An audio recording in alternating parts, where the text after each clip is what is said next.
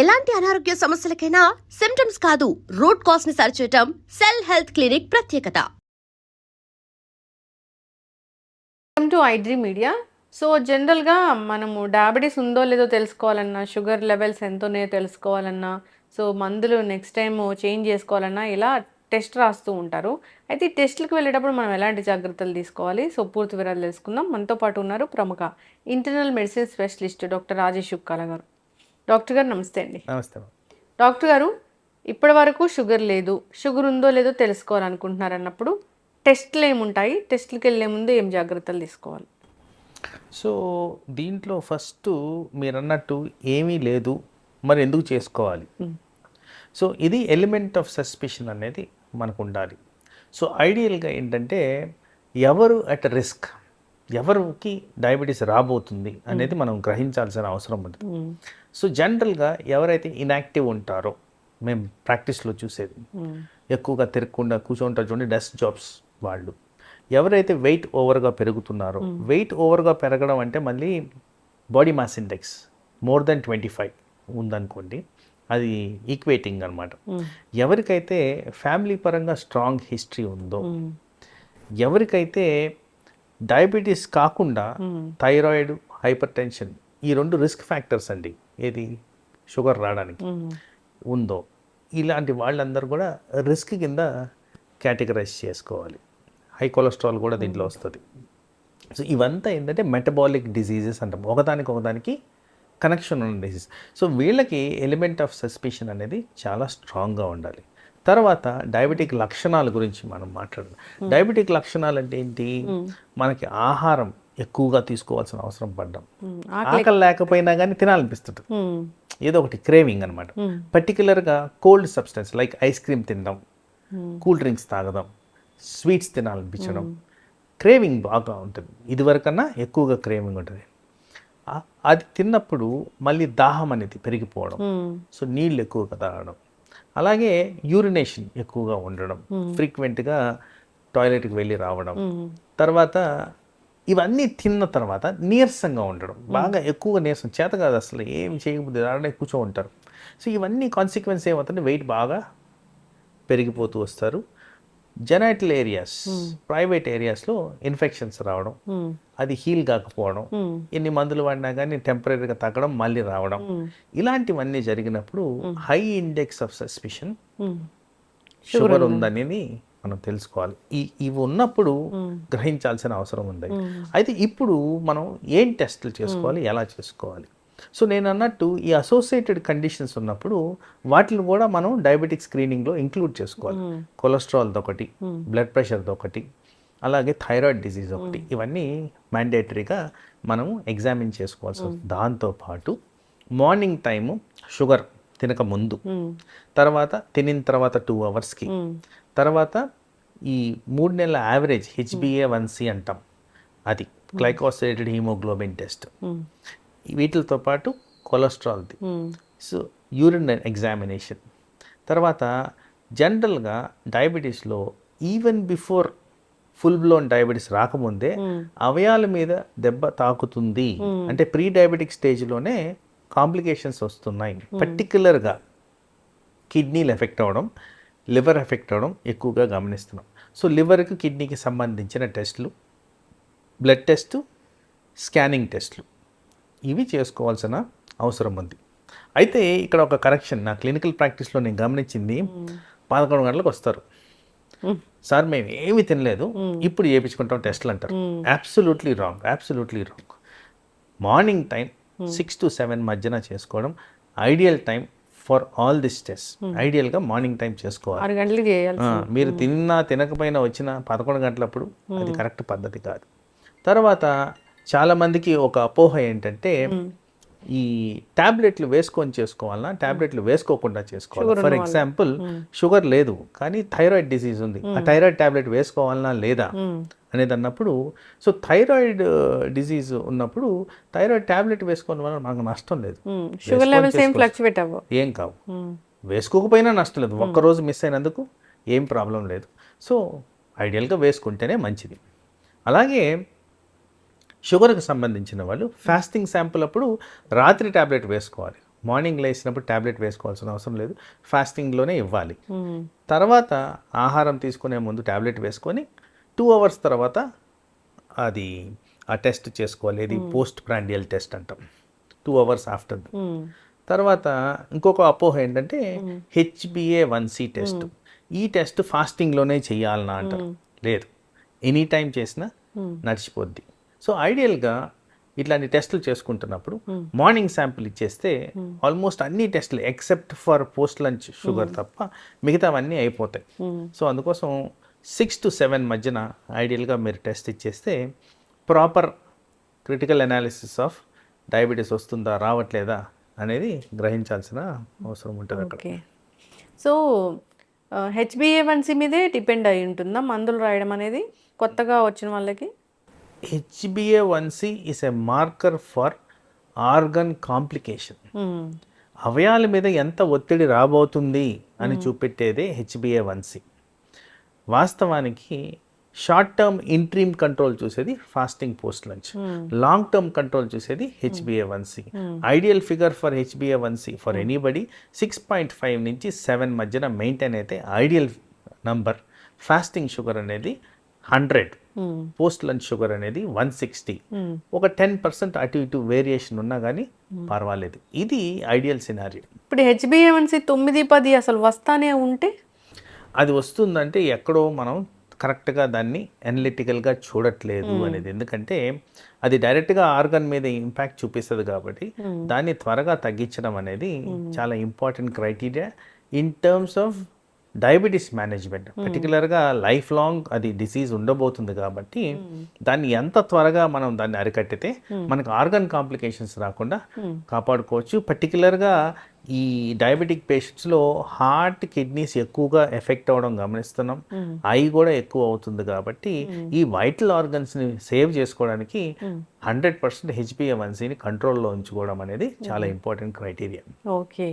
అయితే డాక్టర్ గారు HbA1c ఎక్కువగా ఉంటే ఫ్యూచర్లో ఈ ఆర్గన్ డ్యామేజ్ అవుతుంది అనేది మనం గమనించుకోవాల్సిన అవసరం ఉంది. ఎక్కడైతే HbA1c కంట్రోల్ అవ్వట్లేదో దాని గురించి శ్రద్ధగా డాక్టర్ని సంప్రదించి దానికి తగ్గ చర్యలు ఏం తీసుకోవాలనేది మనం కష్టం. ఒకసారి షుగర్ వస్తే మందులు జీవితాంతం వాడాల్సిందే. ఇన్ జనరల్ మనం షుగర్కి ఆరిజిన్ ఎక్కడి నుంచి వస్తుంది? ఆహారం తీసుకున్న దగ్గర. సపోజ్ మాంసాహారమే తిందాం అనుకున్నాం, కంటిన్యూస్గా మాంసాహారం తింటే మీకు షుగర్ ఏం పెరగదు. బట్ మనం ఏం చేస్తాం, ఆ మాంసాహారంతో పాటు ఇంత రైస్ తింటాం. ఈ రైస్లోంచి కార్బోహైడ్రేట్ అనేది వస్తుంది. తర్వాత ఈ మ్యాంగో సీజన్ ఇప్పుడే పోయింది, ఈ మ్యాంగో సీజన్లో ఫుల్గా తింటారు, తినగానే షుగర్స్ పెరుగుతున్నాయి. సో మనం కార్బోహైడ్రేట్ రెస్ట్రిక్షన్ చేయకుండా ఇర్రాషనల్గా తింటాం కాబట్టే ఈ షుగర్స్ అనేవి పెరుగుతాయి. కానీ మనం పర్టికులర్గా ఫ్యాట్ ఒక్కటే తింటే షుగర్స్ పెరగవండి. టు అన్ ఎక్స్టెంట్ ప్రోటీన్ ద్వారా కొద్దిగా వస్తుందేమో కానీ బట్ ఫ్యాట్లో మాత్రం అసలు షుగర్స్ అనేది ఉండదు. సో దీన్నే కీటో డైట్ అంటారు. సో బట్ దెన్ దానివల్ల అనర్థాలు చాలా ఉన్నాయి. ఎందుకంటే నేను ఇందాక చెప్పాను హై కొలెస్ట్రాల్కి షుగర్కి కనెక్షన్ ఉందని. మరి ఇట్లా ఫ్యాట్ తింటే హై కొలెస్ట్రాల్ వస్తుంది కదా. సో అది కూడా not recommended. So ideal balanced diet with dietician input, proper nutritive values ఉండేవి, ఎక్కువ శాతం వెజిటేరియన్ ఐటమ్స్ తింటే మనకి ఈ డయాబెటిక్ ప్రాబ్లమ్స్ రాకుండా. ఇప్పుడు బయట ఎన్నో చూస్తున్నాం డాక్టర్ గారు, 90 డేస్లో మీ డయాబెటీస్ రివర్సల్ అవుతుంది, తగ్గిపోతుంది అనేది మనము అసలు ఎంతమంది బయట చూస్తున్నాము. అలా సాధ్యమేనా అండి? అంటే మీరు స్టార్వ్ చేశారనుకోండి, ఇప్పుడు కార్బోహైడ్రేట్ లేని డైట్ ఇద్దాం, షుగర్స్ ఎలా పెరుగుతాయి? ఇంకా అంటే 90 డేస్ కాదు, ఇంకా జీవితాంతం అదే. అలా మెయింటైన్ చేయగలిగితే షుగర్స్ ఇప్పుడు డైరెక్ట్గా అందరికీ తెలిసిన విషయం ఏంటంటే షుగర్ అంటే కార్బోహైడ్రేట్. కార్బోహైడ్రేట్ అని తీస్తే షుగర్ రాదు, simple fact. So alternative mechanisms బాడీలో ఉంటాయి. సో దాంతో సర్వైవల్ అనేది కష్టం. సో అందుకోసమే బ్యాలెన్స్ డైట్ అనేది correct. Balance diet under the guidance of expertise తీసుకుంటే అది correct way of dealing with sugar on long term basis. మీ వీడియోలో కామెంట్లో రాయడం జరిగింది టెస్టుల గురించి. ఇప్పుడు షుగర్ ఉంది, మరి నెక్స్ట్ మెడిసిన్ రాయాలి అంటే ప్రిస్క్రైబ్ చేయాలి డాక్టర్ అంటే, సో టెస్ట్ అనేది మళ్ళీ కంపల్సరీ అవసరం. ఒక 3 monthsకో 6 monthsకో టెస్ట్ రాస్తారు అన్నప్పుడు, సో వీళ్ళు ట్యాబ్లెట్ వేసుకుని టెస్ట్కి వెళ్ళాలా లేకపోతే ఎలాగా? సో ఐడియల్గా ఇప్పుడు మనం అక్కడ ఏం చూస్తున్నామంటే మనం చేసిన పద్ధతులకి ఏం రిజల్ట్ వస్తుంది. షుగర్ డయాగ్నోజ్ అయింది, మందులు పెట్టాము, మందులతో పాటు వివిధ రకాల థింగ్స్ చెప్తాం మేము. ఎక్సర్సైజ్ చేయాలి, డైట్ కంట్రోల్ చేయాలి, వెయిట్ తగ్గాలి, ఇలాంటివన్నీ చెప్పినప్పుడు దీన్ని మనం మళ్ళీ అనలైజ్ చేసేటప్పుడు ఎలా మనకి రెస్పాన్స్ ఉంది, ఆ రెస్పాన్స్లో మన మెడిసిన్స్ కూడా ఎలా పనిచేస్తున్నాయి చూసుకోవాలి. కాబట్టి మెడిసిన్ వేసుకొని టెస్ట్ చేసుకోవడం అనేది డాక్టర్ గారు ఏదైతే ఈ విధంగా చెప్పారో, జనరల్గా మేము చెప్పేది బ్రేక్ఫాస్ట్ కన్నా ముందు తీసుకోమని చేద్దాం, అలా తీసుకొని తర్వాత టెస్ట్ చేసుకోవడం అనేది కరెక్ట్ పద్ధతి. అయితే ఇప్పుడు టాబ్లెట్ వేసుకొని టెస్ట్ చేయించుకున్న డాక్టర్ గారు, సో అది చాలా కంట్రోల్లో ఉన్నట్లుగా వచ్చింది అన్నప్పుడు టాబ్లెట్స్ మళ్ళీ ఉంటాయా? కంట్రోల్ వచ్చింది అంటే టాబ్లెట్ మూలాన వచ్చింది. సో టాబ్లెట్ని తీసేసామనుకోండి మళ్ళీ పెరుగుతాయి. సో ఇక్కడ కంట్రోల్ అనేది ఏ విధంగా ఉందనేది కూడా మనం అక్కడ మాట్లాడుకోవాలి. జనరల్గా మీరు ఈ ల్యాబ్ రెఫరెన్స్ వాల్యూస్ చూస్తే 140 నుంచి 200 పోస్ట్ లంచ్ వాల్యూ అని ఇస్తారు. సో అందుకోసమే 160 ఇస్ ద ఐడియల్ నెంబర్ అని నేను చెప్తున్నాను. ఇప్పుడు సపోజ్ ఈ 140 వల్ల చాలా మందికి వీక్నెస్ అనేది అనిపిస్తుంది. సో అక్కడ కొద్దిగా రిలాక్సేషన్, పేషెంట్కి ఉన్న సమస్య బట్టి రిలేటివ్గా హైపోగ్లైసెమియా ఏమైనా ఫీచర్స్ వస్తున్నాయా అని చెప్పి అక్కడ కొద్దిగా రిలాక్సేషన్ ఇస్తాం. కానీ కంప్లీట్గా మందులు ఏదో కంట్రోల్ వచ్చేసింది కదా అని ఆపడం అనేది చాలా పెద్ద పొరపాటు. ఇప్పుడు ఇన్నేళ్ల సర్వీస్ మీది, ఎన్నో పేషెంట్స్ని చూసుంటారు. పూర్తిగా మందులు మానేసి తగ్గిపోయింది షుగర్ వీళ్ళకి అనేది ఏమైనా ఉన్నారా పేషెంట్స్? అసలు సహజంగా అయితే జరగదండి ఇది. కాకపోతే ఎక్సెప్షనల్ ఏరియాస్ ఏంటంటే కొంతమంది ప్రీ డయాబెటిక్ స్టేజ్లో ఉంటారు. ఈ ప్రీ డయాబెటిక్ స్టేజ్లో ఉన్న వాళ్ళకి అప్పుడప్పుడు ఏం జరుగుతుందంటే విపరీతమైన స్ట్రెస్, మానసిక ఒత్తిడి అవ్వచ్చు, ఫిజికల్ స్ట్రెస్ అవ్వచ్చు, ప్రెగ్నెన్సీ లాంటి కండిషన్స్ అవ్వచ్చు, కొన్నిసార్లు మేమే స్టెరాయిడ్ మందులు ఇస్తుంటాం. ఈ కారణాల వల్ల కాస్త ఇంట్రీమ్లో షుగర్ పెరిగేదానికి ఆస్కారం ఉంది. ఎప్పుడైతే ఈ షార్ట్ పీరియడ్ ఆఫ్ స్ట్రెస్ కానివ్వండి, నేను చెప్పిన మార్పులు కానీ జరిగినప్పుడు షుగరు ఎక్కువగా పెరిగి మందులు పెట్టాల్సి వస్తుంది. కొన్నిసార్లు ఇన్సులిన్ కూడా పెడుతుంటాం. ఎప్పుడైతే ఈ ప్రాబ్లం రివర్స్ అయిపోద్దో, లైక్ ప్రెగ్నెన్సీ నార్మల్ అయిపోవడం, ఇన్ఫెక్షన్ తగ్గిపోవడం, స్ట్రెస్ తగ్గిపోవడం, ఇన్యాక్టివిటీ తగ్గిపోవడం, స్టెరాయిడ్ యూసేజ్ లేకపోవడం, ఇలాంటివి జరిగినప్పుడు ఆటోమేటిక్గా షుగర్ లెవెల్స్ తగ్గిపోతుంటాయి. కాబట్టి వీళ్ళల్లో మందులు మానేయడం అనేది జరుగుద్ది. కానీ జనరల్గా నార్మల్ డయాబెటిక్గా ఎవాల్యుయేట్ చేస్తే it's usually life long disease. మనకి న్యాచురల్ పద్ధతుల్లో ప్లస్ మెడికల్ పద్ధతుల్లో కూడా ఇది కంట్రోల్ చేయాల్సిన అవసరం అయితే ఉంటుంది. షుగర్ ఉన్న వాళ్ళు ఒక 4 పదార్థాలు అసలు ముట్టుకోకూడదు అంటే ఏముంటాయి డాక్టర్ గారు? షుగర్ ఉన్న వాళ్ళు 4 పదార్థాలు ఫస్ట్ షుగరే. సో వీళ్ళల్లో కామన్గా నేను చెప్పాను చూడండి, షుగర్కి బ్లడ్ ప్రెషర్కి అసోసియేషన్ ఉందని. సో సాల్ట్ అవాయిడ్ చేయాలి. మన దేశంలో రైస్ ఎక్కువగా తింటాం కాబట్టి రైస్ కూడా దాని కింద. ఎనీ రైస్, బ్రౌన్ రైస్ కూడా. అంటే మీరు ఇందాక అడిగారు చూడండి, కార్బోహైడ్రేట్స్ మొత్తం తినకపోతే ఏమవుతుందంటే షుగర్ కంట్రోల్కి వస్తుంది. సో రైస్ని ఎంత లిమిట్ చేసుకుంటే అంత బెటర్గా రిజల్ట్స్ అయితే చూస్తామండి. అది ఫిజికలీ పాసిబులా కాదా అనేది ఇండివిజువలైజేషన్ బట్టి ఉంటుంది. చాలా మందికి ఇంకా అది తినకపోతే మేము ఎందుకు సార్ అంటాం. అవును. సో పేషెంట్ సాటిస్ఫాక్షన్ గురించే అది ఏ రైస్ అయినా కానీ డెఫినెట్లీ షుగర్ని అయితే పెంచుద్ది. ఎందుకంటే దాంట్లో ఉన్నది కార్బోహైడ్రేట్. అది బ్రౌన్, బ్లాక్, గ్రీన్, రెడ్ ఏదైనా కావచ్చు. బట్ షుగర్ని అయితే పెంచే విధంగానే రైస్ పనిచేస్తుంది. కాబట్టి దాన్ని ఎంత కంట్రోల్లో ఉంచుకుంటే అంత బెటర్. ఈ మధ్య క్వీన్వా ఇలా చెప్తున్నారు కదా, అది మంచిదేనా డాక్టర్? సో మీరు అగైన్ ఇక్కడ ఏంటంటే వీటిలన్నిటి మిల్లెట్స్ కింద కన్సిడర్ చేస్తాం. సో మిల్లెట్స్లో ఏమవుతుందంటే కార్బోహైడ్రేట్ వాల్యూస్ తక్కువగా ఉంటాయి. కానీ మీరు ఇక్కడ అర్థం చేసుకోవాల్సింది ఏంటంటే మెంటల్ సాటిస్ఫాక్షన్ వస్తుందా. ఇప్పుడు మేము ఎందుకు జీవించాలనే క్వశ్చన్ రాకూడదండి అక్కడ. ఇంకా ముందు స్ట్రెస్ పెరిగిపోతుంది, అన్నం బదులు ఇది తింటున్నామే అన్న ఫీలింగ్. చాలా మంది ఎక్స్ప్రెస్ చేసిన టైమ్స్ ఉన్నాయి, సార్ ఏంటి సార్ ఇదంతా సంపాదించి మేము ఎందుకు. సో కొద్దిగా యాక్సెప్టెన్స్, రిలాక్సేషన్ అనేది జరగాలి. కానీ టు అన్ ఎక్స్టెంట్, నాకు మామిడిపళ్ళ సీజన్ వచ్చేసింది మామిడిపళ్ళు తినేస్తానంటే అది కరెక్ట్ కాదు. ఎప్పుడో ఒకసారి ప్రసాదం లాగా తీసుకోవడంలో తప్పు అయితే లేదు. తప్పదు ఇంకా షుగర్ ఉన్నప్పుడు మనం యాక్సెప్ట్ చేయాలి. ఇంకా 100% యాక్సెప్ట్ చేయాలి. డాక్టర్ ఇంకొక ఫైనల్ క్వశ్చన్, ఇప్పుడు డాక్టర్స్ బిఫోర్ ఫుడ్ ట్యాబ్లెట్ రాస్తారు.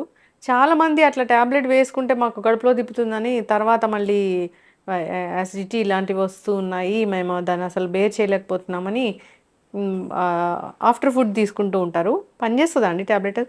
సో సహజంగా ఏంటంటే ఎక్కువ శాతం ప్రాక్టీస్లో నేను గమనించింది వీళ్ళకి already sensitivity of the stomach ఉంటుంది.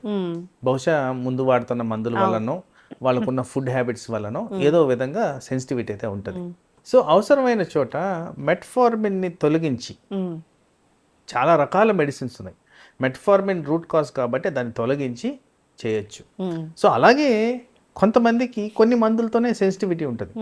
ఆ మందు ఏమన్నా ఐడెంటిఫై చేసి తొలగించి మనం చేయొచ్చు. బట్ ఐడియల్గా డయాబెటిక్ పేషెంట్స్ అందరూ కూడా గమనించాల్సిందంటే ఫుడ్ బిఫోర్ వేసుకుంటేనే ఈ టాబ్లెట్స్ బెటర్గా పనిచేస్తాయి. అందుకోసం వీలైన చోట ఫుడ్కు ముందే వేసుకోండి. ఎక్కడైతే వీలు పడట్లేదు అన్ని మందులు మార్చుకున్నాం స్టిల్ ప్రాబ్లం ఉందంటే ఫుడ్ తర్వాత వేసుకోవాలి, పని చేస్తాయి. కానీ ఇక్కడ బేసిక్స్ ఆఫ్ డయాబెటిక్ మేనేజ్మెంట్లో ఏంటంటే షుగర్ స్పైక్ అంటే హై లెవెల్ ఆఫ్ షుగర్ వెళ్ళే ముందే మందు పనిచేసి దాన్ని అదుపులో ఉంచడం అనేది important. For example 200 and below acceptable, సడన్గా రోజు 400 అవుతుంది అనుకోండి, ఇది పనిచేసే లోపల ఆ 400 ఎక్కువసేపు మెయింటైన్ చేసిన దానివల్ల అవయవాల మీద ఒత్తిడి, దానివల్ల ఆర్గన్ ఇంపాక్ట్ జరుగుద్ది. కాబట్టి objective of management of diabetes organ పాడవకుండా కాపాడడం కాదు. కాబట్టి అది అధిగమించకుండా చూసుకోవడం అనేది ఇంపార్టెంట్. అందుకోసం బిఫోర్ ఫుడ్ అని చెప్తాం. ఇప్పుడు గ్లూకోమీటర్లో చూసినప్పుడల్లా ఒక 300 అలా ఉందంటే ఇప్పుడు వాళ్ళకి హై షుగర్ ఉన్నట్లేనా? 100%. మనం ఇంట్లో చూసుకున్నా anything more than 200 at a random pace is abnormal sugars. ఇంట్లో చూసుకునేటప్పుడు కూడా బిఫోర్ చూసుకోవాలా ఫుడ్, ఆఫ్టర్ ఫుడ్ చూసుకోవాలా డాక్టర్ గారు? రెండు చేయాలి కదా. మార్నింగ్ లేయంగానే 6 o'clock to 7 మధ్యన ఒకసారి, తిన్న తర్వాత 2 hours ఇంట్లో కూడా అదే రూల్. ఎక్కడైనా అదే రూల్. ఎక్కడైతే మనం ర్యాండమ్గా చెక్ చేస్తామో షుగర్ డౌన్ అయిపోతుందనే డౌట్ వస్తేనే కానీ ర్యాండమ్గా చెక్ చేస్తాం కానీ, ఆర్ షుగర్ వచ్చిందా రాలేదా అని తెలుసుకోవడానికి కానీ, అదర్వైజ్ ఫాస్టింగ్, పోస్ట్ లంచ్ ఇలా చేయడమే కరెక్ట్ పద్ధతి. ఎస్, జాగ్రత్త పడాలని కోరుకుందాం డాక్టర్ గారు. చాలామంది కూడా డాక్టర్ 3 నెలలకి రమ్మంటే అసలు వెళ్ళరు. 6 months 1 year తర్వాత కూడా అదే టాబ్లెట్స్ అనేవి వాడుతూ మధ్యలో తినేస్తారు కదా, వాళ్ళకి తెలుసు షుగర్ ఎక్కువ వస్తుంది, అందుకోసం వెళ్ళరు. దానివల్ల అనుకుంటారు అది తెలియట్లేదు ఏం అవ్వదు అని, కానీ లోపల ఆర్గన్ డ్యామేజ్ అనేది జరుగుతూ ఉంటుంది. షుగర్ అనేది ఒక సైలెంట్ కిల్లర్. అన్ని రకాల అనారోగ్య సమస్యలకు ఇదే ప్రధాన కారణం, రూట్ కాజ్ లాగా ఉంటుంది. కాబట్టి లివరు, కిడ్నీ, హార్ట్ ఇలాంటి వాటి మీద, మెదడు అన్నిటి మీద ప్రభావం చూపిస్తుంది. మీకు చెప్పాల్సిన ఒక విషయం, 60% ఆఫ్ హాస్పిటల్ అడ్మిషన్స్ షుగర్కి కనెక్టెడ్ ఉన్నాయి, సంబంధించే ఉన్నాయి అని కూడా డేటా ఉంది. సో అందుకోసం షుగర్ని కరెక్ట్గా ఉంచుకుంటే హాస్పిటల్ పోవాల్సిన అవసరం పడదు. ఎస్, ఖచ్చితంగా డాక్టర్ గారు. డాక్టర్ చెప్పిన విధంగా మందులు వాడుకుంటూ హెల్తీగా ఉండాలని కోరుకుందాం. ఆహార నియమాలు అయితే ఖచ్చితంగా పాటించాలి. ఫిజికల్ ఎక్సర్సైజ్ కూడా చాలా చాలా ఇంపార్టెంటే. సో ఫాలోఅప్లో ఉండాలని కోరుకుందాం డాక్టర్ గారు. చాలా చక్కటి ఇన్ఫర్మేషన్ అండి. ధన్యవాదాలు. నమస్తే.